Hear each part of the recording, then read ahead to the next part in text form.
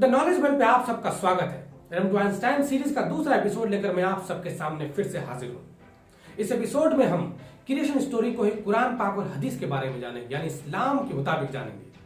लेकिन हम शुरू करेंगे 6 आर्टिकल ऑफ फेथ इन इस्लाम से, यानी किन बातों पर हर एक मुसलमान का अकीदा होना चाहिए, हर एक मुसलमान का ईमान होना चाहिए। 7 आसमान के बारे में हम इस एपिसोड में जानेंगे।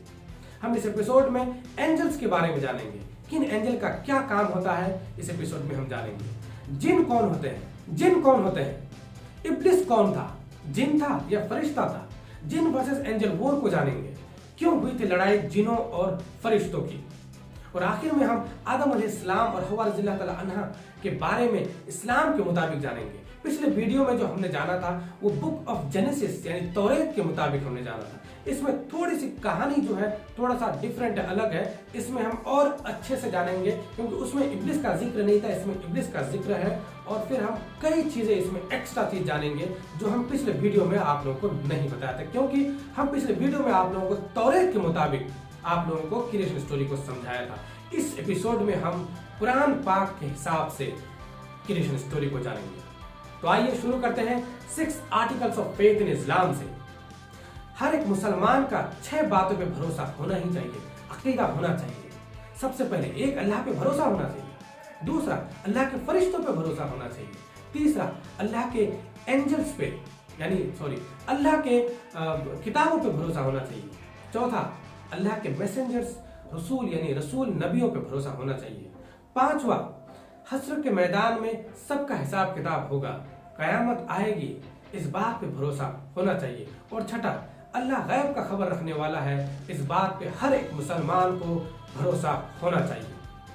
आइए अब जानते हैं हम 7 आसमान के बारे में। 7 समवात का जिक्र कुरान पाक और हदीस दोनों में। पहला आसमान जो पानी का बना हुआ है, यहाँ पर आदम अलैहिस्सलाम, हव्वा रज़ियल्लाहु तआला अन्हा और हर एक तारा का एक एक एंजल इसी पहले आसमान में रहते हैं। दूसरा आसमान में यहीया अलैहिस्सलाम और ईसा अलैहिस्सलाम जो एक दूसरे के खलेरे भाई हैं, मैटरनल कजन्स हैं, वो रहते हैं। तीसरा आसमान जो सोने का बना हुआ है। मैं दूसरा आसमान आप लोगों को नहीं बताया कि दूसरा आसमान सफेद मोतियों का बना है, ठीक है। तीसरा आसमान लोहे का बना हुआ है और इसमें हम यूसुफ अलैहिस्सलाम और एंजल ऑफ डेथ यानी इजराइल अलैहिस्सलाम जो फरिश्ता है वो रहते हैं। चौथा आसमान जो है ब्रास का बना हुआ है यानी पीतल का बना हुआ है और यहाँ पर इद्रिस अलैहिस्सलाम रहते हैं। पांचवा आसमान में हारून अलैहिस्सलाम रहते हैं जो चांदी का बना हुआ है। छठा आसमान 6 आसमान, छठा समवात, यह आपका सोने का बना हुआ है और इस आसमान में मूसा अलैहिस्सलाम रहते हैं। और आखिरी में 7वां आसमान यानी 7वां समवात, यहाँ पर इब्राहिम अलैहिस्सलाम रहते हैं जो डिवाइन लाइट का बना हुआ है। इसी आसमान में आपको मिलेगा सिदरतुल मुंतहा जो एक पेड़ है, तो इस पेड़ के आगे कोई भी फरिश्ता नहीं जा सकता। कुरान पाक में जिक्र है जब मोहम्मद सल्लल्लाहु अलैहि वसल्लम इसराइल मिराज यानी 7 आसमान का सफर किए तो इस पेड़ तक जिब्रील अलैहिस्सलाम को रुकना पड़ा और इससे आगे उनको जाने की इजाजत नहीं थी। तो ये मैं आप लोगों को बताया 7 समवात यानी 7 आसमानों के बारे में। आगे हम जानते हैं एंजल्स के बारे में। एंजल्स कौन होते हैं? एंजल्स अल्लाह का बनाया हुआ सबसे पहला मखलूकात है। अल्लाह ने इनको नूर से बनाया ताकि इन पे कमांड कर पाए, अल्लाह इन पे ऑर्डर कर पाए और ये ऑर्डर फॉलो कर पाए। अल्लाह ने अनगिनत फरिश्ते बनाए, बहुत सारे फरिश्ते बनाए अलग अलग कामों के लिए, अलग अलग ऑर्डर करने के लिए, अलग अलग कमांड देने के लिए अनेक बहुत सारे फरिश्ते बनाए अल्लाह ने। फरिश्तों के बारे में कुछ और जानकारी मैं आपको बताऊं कि फरिश्तों को भूख, एंगर ये सब कुछ नहीं होता, उनका फ्री विल नहीं होता, वो अपनी चाह से कुछ नहीं कर पाएंगे। वो कर सकते हैं जो उन्हें अल्लाह ने जिस चीज का उस पर कमांड दिया। इस तरीके से एंजल्स जिन और इंसान से अलग होते हैं।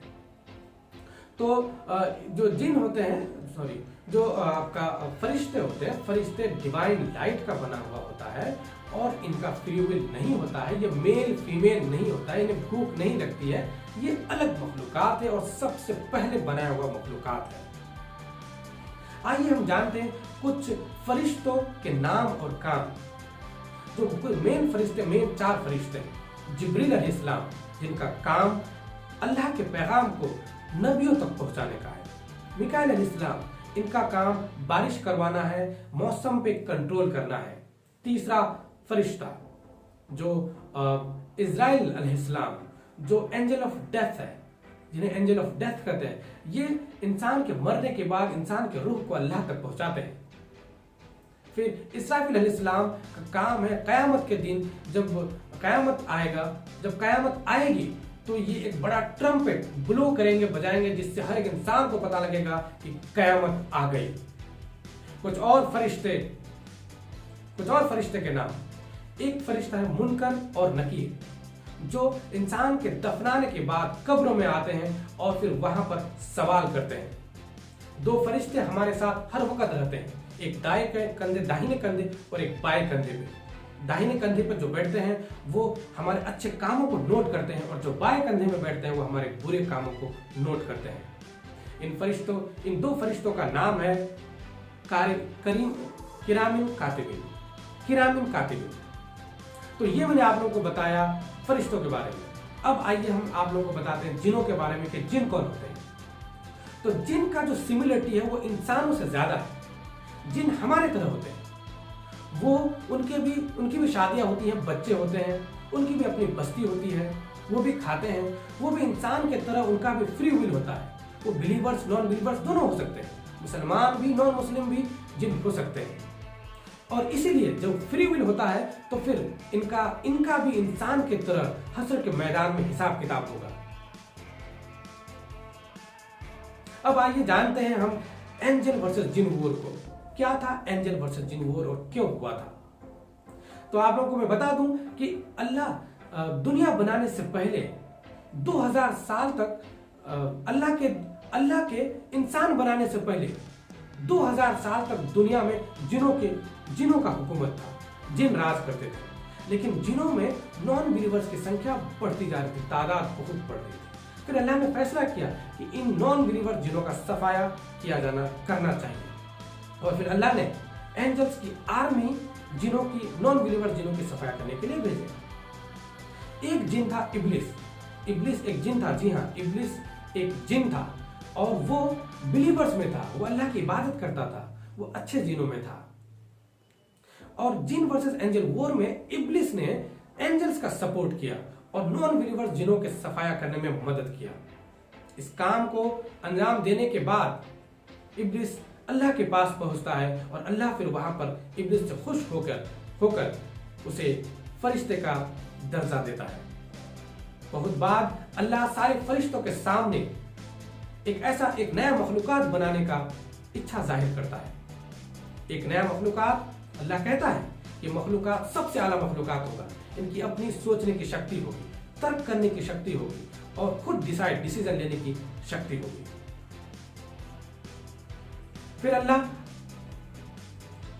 आदम अलैहिस्सलाम को मिट्टी से बनाते हैं और उनको हर वो चीज सिखाते हैं जो दुनिया में जरूरत पड़ने वाली है।